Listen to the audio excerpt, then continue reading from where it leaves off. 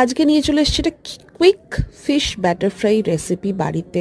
হুট করে এরকম খেতে হলে এরকম আমার আর আমার ভাইয়ের এরকম ভূত চাপে যে হুট করে চল এটা বানিয়ে নি ওটা বানিয়ে নি। এখানে নুন, হলুদ, ধনেপাতা বাটা, রসুন বাটা আর লেবুর রস যেটা ছিল সামনে বাড়িতে ওগুলো দিয়ে মাখিয়ে 10 থেকে 15 মিনিট রেখে দিয়েছিলাম। 1 কাপ ময়দা, হাফ কাপ কর্নফ্লাওয়ার, অরিগ্যানো, নুন আর একটু লঙ্কা গুঁড়ো, সোডা দিয়ে ভালো করে মাখিয়ে নিতে পারো। আর বেকিং পাউডার দিতে কিন্তু ভুলো না।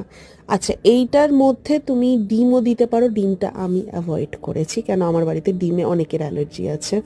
তারপর ওই 10-15 মিনিট ম্যারিনেট করা মাছটাকে উল্টে পাল্টে ভালো করে ভেজে নেবে তেলে দিয়ে। এটাকে মাছটা যদি ছোট ছোট করে কাটতে তাহলে এটা ছোট ছোট ফিশ মিনি ব্যাটার ফ্রাই হতো, আমরা বড় করেই ফ্রাই করেছিলাম। অ্যান্ড বাড়িতে জানিও কেমন হয়েছে, তোমরা এটা বানিয়ে লাস্টে সার্ভ করতে পারো এটা কাসুন্দি দিয়ে, টমেটো কেচাপ দিয়ে, যা ইচ্ছে দিয়ে।